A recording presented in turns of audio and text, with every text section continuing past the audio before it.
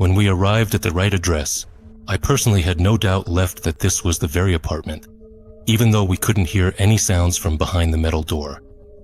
Still, the foul stench coming from there made it clear that something was definitely wrong inside. Damn, if it reeks this bad in the stairwell, can you imagine what it's like inside? The young detective drawled, pointedly pinching his nose with his hand. Oh, I can imagine. But what about you? How long have you been working here? 6 months? Well, just watch out, don't pass out. All right, follow me. The investigator who came with us to the scene turned as pale as chalk and was shaking all over. On the one hand, I felt sorry for her, but on the other, she knew what she was signing up for when she joined the force. 2 more armed patrol officers came with us to the call. That was a bit reassuring because next to me was a detective who barely looked the part. He looked more like a high school senior than a police officer. And then there was the young girl who looked like she was about to faint at any moment. Man, damn it, they'll take just about anyone into the force these days. All right then, as they say, you can't breathe enough before you die. The front door looked sturdy, but in reality, it wasn't at all. I managed to pick the lock in no time, then shouted, "Police! Nobody move!" The patrol officers reloaded their weapons in sync, and I pulled my pistol from its holster. Honestly, I expected that they'd at least try to resist us, but I was wrong. Out of nowhere, a scrawny little man ran out from the depths of the apartment, dropped to his knees and pleaded, "Have mercy! It wasn't me, it was the voice, it was an evil spirit. You understand? I didn't want to. I swear on the cross, boss." The wretch's speech was cut off by the sound of gurgling, or something like it, that suddenly came from behind. Turning around, I saw the investigator doubled over, clutching the wall with one hand and covering her mouth with the other. I understood her. The stench in this idiot's place was so bad you could hang an axe in it.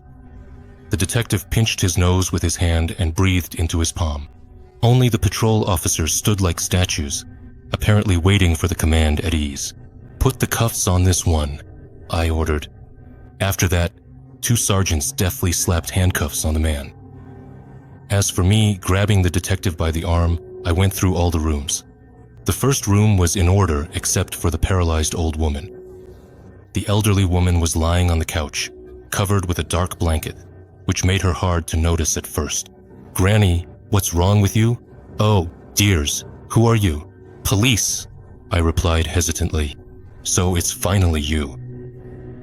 The junior lieutenant and I looked at each other in confusion. "Granny, and this skinny guy, who is he to you?" "That's Styopka, my son. He's completely lost his mind, gone bad, and there's nothing I can do. My legs don't work at all anymore, and I can't even call anyone. That brute took my phone away. Not just the phone. If he feeds me once a day, that's already something." Her words made my heart ache. Has he been acting like this for a long time? Oh, it's been a while, but lately his mind's gotten really bad. Good thing the neighbors called the police. There was nothing unusual waiting for us in the living room either, except maybe the mess that this poor soul had made for himself. But on the balcony, in the kitchen, and in the bathroom, there were things that made even me feel sick. On the balcony, we found a couple of cans of human stew. In the bathroom, there were legs lying around, cut off just above the knees. They had already turned bluish. The smell of decomposition made our eyes water. Good thing I hadn't eaten for several hours before the call. Otherwise, everything in my stomach would have come right back up. And in the cup, the one where people usually keep their toothbrushes, the officer found 2 eyeballs, and of course, he made sure to tell me about it. Yeah, seeing something like that really did make my hair stand on end. I've never seen anything like this before. All that was left was to check the kitchen. But honestly, I really didn't want to go in there. My imagination was conjuring up the most horrifying scenes you could possibly imagine. Holy shit! Slipped out of me the moment I saw the kitchen. Everything in there was literally smeared with blood. The walls, the floor, the stove, the table, the knives, the cutting boards. Just like in some cheap horror movie, I swear. I turned to the apartment owner and asked, "What the hell are you the second?" Spazivtsev? It wasn't me, officer. Listen, it wasn't me. It was the voice. It ordered me. I didn't want to. He rattled off. The old lady was taken away by ambulance, and after her hospitalization, she was supposed to be placed in a nursing home. The psycho was first put in a holding cell and then taken for a forensic psychiatric evaluation. The psychiatrist declared him insane. Which makes sense. Never, I swear, never in my entire career have I seen anything even remotely like this. As soon as the case files were handed over to the prosecutor's office, I took 2 weeks of sick leave, one of which I spent drinking nonstop. My wife, though she wasn't happy about it, didn't bother me. She knew this case had left an indelible mark on me. When exactly a week of my binge had passed, I thought it was enough already. In the morning, I had a couple of cans of beer to keep my head from splitting, and by evening I was already drinking tea with sugar. I fell asleep earlier than usual. First, my head hurt terribly, and second, my blood pressure had shot up. Well, of course, alcohol clearly doesn't do your health any favors. Wake up. Right now. I propped myself up on my elbows, greedily gulping air. Katia was peacefully snoring next to me. Our son wasn't in our room. What the hell? I went to the bathroom, washed my face, and drank some cold water. I realized it had all been a dream, and no one had actually woken me up. At least it wasn't the devil himself who showed up in my sleep. A couple more days of binge drinking, and maybe he would have paid me a visit. It was barely dawn. Katia sent me out for groceries while she took Igor to kindergarten. I got dressed in a hurry and trudged to the nearest store, where I bought everything on the list. The 2 heavy bags squeezed my fingers so much that I dropped them on a bench in the yard, pulled a cigarette from the pack, and lit up. Put it out on your hand. Somehow, the cigarette butt ended up in my hand, and I cried out. Whether from pain or from realizing what had just happened, I couldn't tell. Damn, the thought to put out the cigarette on my hand just popped into my head, and I actually did it. At home, I treated the burn and started wondering how something like that could even happen. Yeah, I've been working at the police station for over 10 years. Every year I go through a psychiatric evaluation. No abnormalities, no disorders. What the hell is this, for fuck's sake?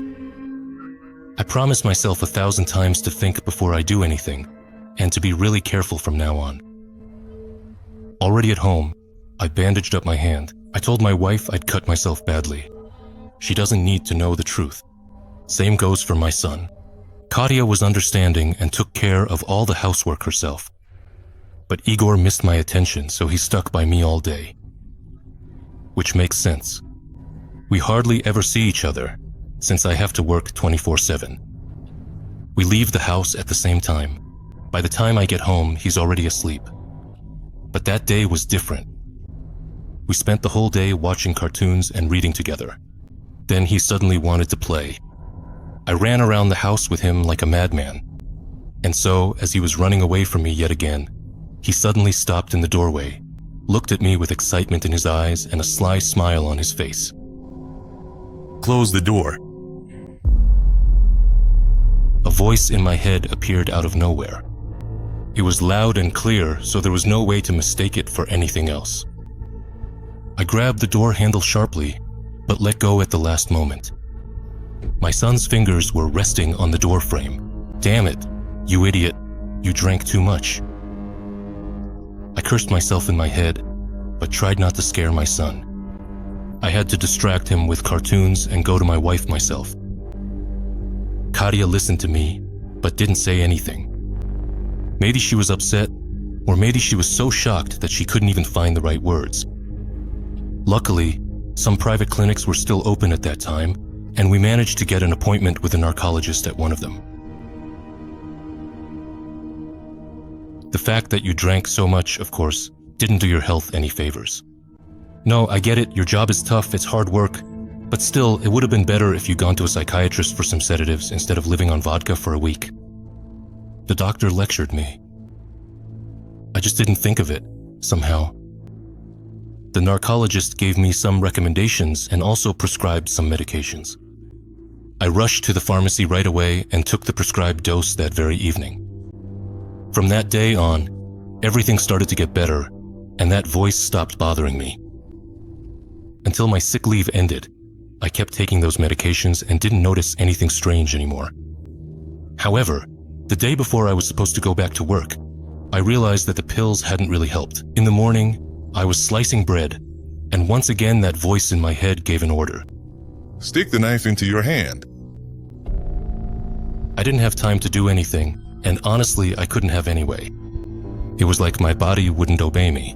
My hand jerked, and the knife stabbed so deep into my finger that it hit the bone. My scream must have been heard all the way up to the 9th floor. Blood was pouring out like from a bucket. I had to go to the hospital where they stitched me up. Naturally, I had to extend my sick leave. My boss, to put it mildly, was not at all pleased about this. He called me and told me to come see him immediately. What do you think you're doing? Decided to take a vacation for yourself? And what about the fact that your colleagues are swamped with work? He yelled as soon as I stepped into his office. In response to his words, I simply showed him my hand.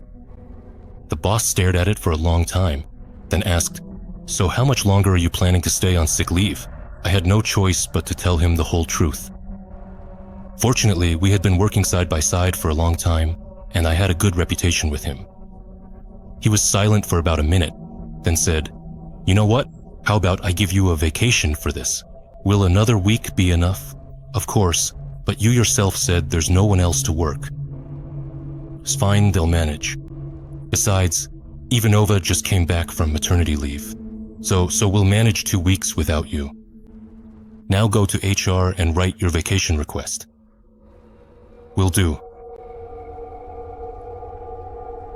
The request was signed the same day. Maybe this case really did leave such an indelible mark on me. But you have to keep living somehow. I think I just need some rest. My wife was suspicious about the fact that my boss just let me go on vacation like that. Actually, I should say that my relationship with Katya had fallen apart. Lately, she started avoiding me, stopped hugging me, and tried not to talk to me unless she had to. But Igor was insanely happy that I was hanging around the house all day. It seemed to me that sooner or later this psychosis had to end, especially with the medication. But that wasn't the case. One time, I got out of the shower and started brushing my hair in front of the mirror. "Break it." One command was enough for the mirror to come off its mount and shatter into tiny pieces. "What happened in there?" Katya exclaimed, and Igor started crying. It all happened in just a few seconds. I didn't even have time to figure out what was going on. Shards were scattered all over the floor and in the sink. Meanwhile, the door handle was rattling back and forth. "Katya, don't come in. What's going on in there?" My wife screamed frantically. It's fine. The mirror just broke. That's all." Of course, she didn't believe me that the mirror just up and broke like that. We didn't talk for the rest of the day. We were literally silent. I didn't know what to say, and I have no idea what was going through her head that day. That night, I woke up and went to the bathroom, just to pee, when I suddenly realized the water was running in the bathroom, and Katya was talking to someone on the phone. Now, this was getting interesting. Could it be that my dear wife had found herself a lover?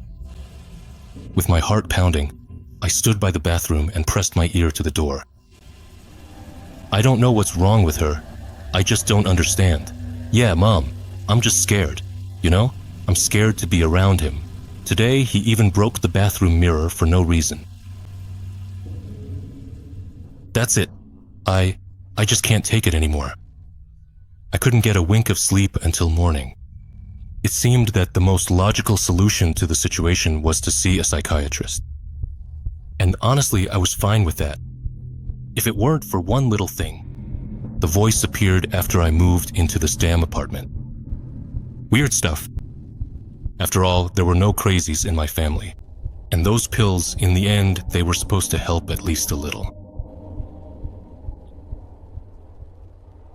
The next day, I decided to take decisive action. I remembered that I had a gypsy woman involved in a fraud case, and as far as I knew, she did some kind of fortune-telling. I had to take a few steps to get her contact information. I couldn't believe what I was doing myself.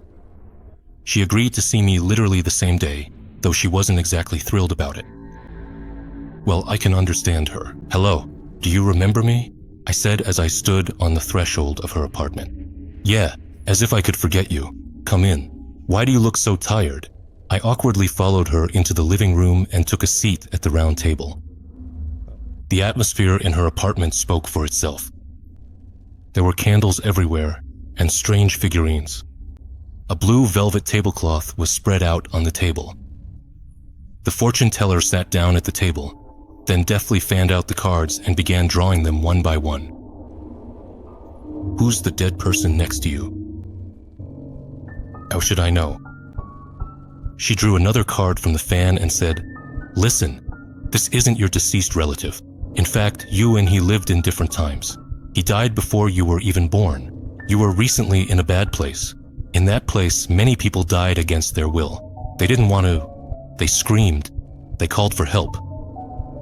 "What is this? I don't understand anything." And then, the image of that very apartment, where I had been just over 2 weeks ago with the investigative team, clearly surfaced in my memory. And after that, nothing even remotely similar happened. Besides, I've been stuck at home for 2 weeks now. Could this really be a coincidence? Yeah, I was there for work. We detained some psycho. There were several murders in his apartment. She drew another card. "No, it's not one of the murdered. The spirit near you is recent, less than a month. He died a terrible death himself. He took his own life a long time ago. Give me your hand." Without hesitation, I offered my hand to the gypsy woman. She closed her eyes and held onto my wrist for several minutes. Then the fortune teller gathered all the cards from the table, shuffled them, and laid them out again. "Listen carefully. I see an apartment in an old building. High ceilings, wooden windows, old furniture. A long time ago, a man lived there with his family. He had behaved rather strangely since childhood. In 41, he was drafted into the war. The war took a heavy toll on him and he finally lost his mind. One day, he killed his wife and daughter. Then he hanged himself. And before he put his head in the noose, he cursed everyone who would ever cross the threshold of that apartment." While she was saying this, I was recalling that psycho's place. There really was old furniture, high ceilings, and wooden windows. I should have checked the records. "Listen, are you making this up?" The gypsy gave me a stern look and said, "That's what the cards say." The very next day, I managed to dig up some information about that place. And I have to say, this apartment had quite an interesting history. The building was constructed even before the war. Despite its age, it's actually in pretty decent shape. For a long time, the owner of this apartment was a certain Borisov. But in fact, he didn't live there, he lived abroad. About a year ago, he passed away. His son sold the apartment for a price well below market value. Apparently, he didn't do it for no reason. It's not hard to guess that the buyer turned out to be this old lady.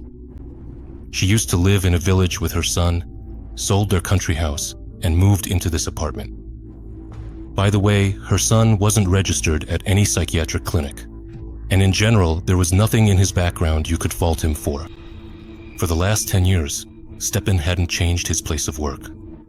He'd never been convicted, not even had any administrative offenses. I couldn't really find out anything about the first owner of this place. I'll just have to take this gypsy woman at her word. Before I left, she told me to come see her again, and the sooner the better. I decided not to tempt fate, so I went back to her a couple of days later. And as soon as I stepped over the threshold, she started rattling off. Basically, you need to sneak into that apartment. Lady, are you serious? The apartment's sealed off. How am I supposed to get in? Don't interrupt. Get in however you want, just get in. I've got some candles ready for you here. You'll put them in all the corners of the room. So you'll light them and recite the incantation 3 times. Got it? I nodded my head. Great. Memorize it and make sure you don't stumble. Otherwise, this could end badly for you. And no matter what happens, don't stop. You have to finish reciting the incantation. As soon as you're done, get out of there. Do you understand everything? Yeah, I got it. Then go ahead. What was happening seemed like total nonsense. I mean, could something like this really happen? I'd never dealt with anything like this before.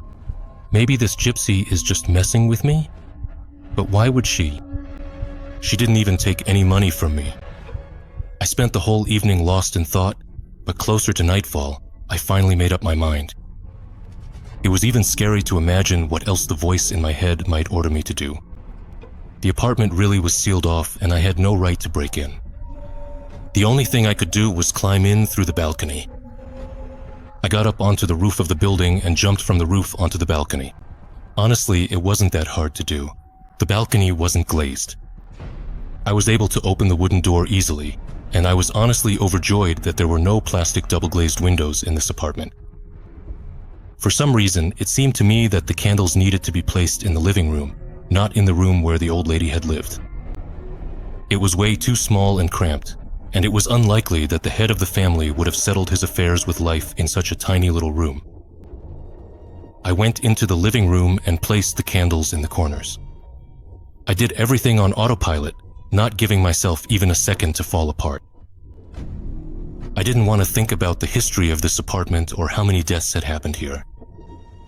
When all the candles were set up, I stood in the center of the room and began to recite the memorized text by heart.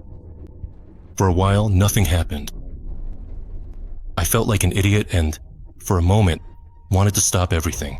But when I noticed the flames on the candles start to flicker in unison, I decided not to stop. And it was the right decision, because in the next instant I almost swallowed my tongue. Literally. There was a hanged man on the chandelier. It was a man dressed in a military uniform. So the gypsy was telling the truth? The rope had crushed his throat, leaving a dark purple groove on his neck. Because of his sudden appearance, I slowed down a lot, but remembering the fortune teller's advice, I started reading with more confidence. Meanwhile, the hanged man was freeing himself from the noose. His movements were quick and determined. I had no choice but to speed up. There was only the third and final recitation of the spell left. I didn't have time to calm myself down. I had to read as fast as possible, or else something terrible and irreversible would happen. When the corpse crashed to the floor and then got up and straightened itself, I was finally able to get a good look at his face. Pale skin with a bluish tint, bulging eyes staring into nothing. How many times have I seen this? It never scared me until now. The living corpse was walking toward me, and it was terrifying. This just shouldn't be possible. And yet, I was reciting the incantation like a tongue twister, but I knew I might not make it in time. The hanged man was getting closer and closer. His gait was unsteady, but the distance between us kept shrinking. I read the last line just as he was a step away from me. The candles suddenly went out. The figure in front of me seemed to dissolve into the darkness. Everything disappeared, and only the noose was left hanging from the chandelier. I barely remember how I made it home. Ignoring all the doctor's warnings, I filled a glass to the brim with vodka and downed it in one gulp. Katia either didn't notice, or she did but was too afraid to say anything to me. I didn't bother finishing my vacation. I handed in my resignation letter, since I knew I had no chance of getting a transfer. I decided to get a job at the Federal Penitentiary Service, just to at least make it to retirement. I never had any desire to work in a detention center, but at least their things are more or less predictable, unlike my previous job. I have to say, after performing the ritual, the voice never came back. But I'm still wary. What if it's only temporary?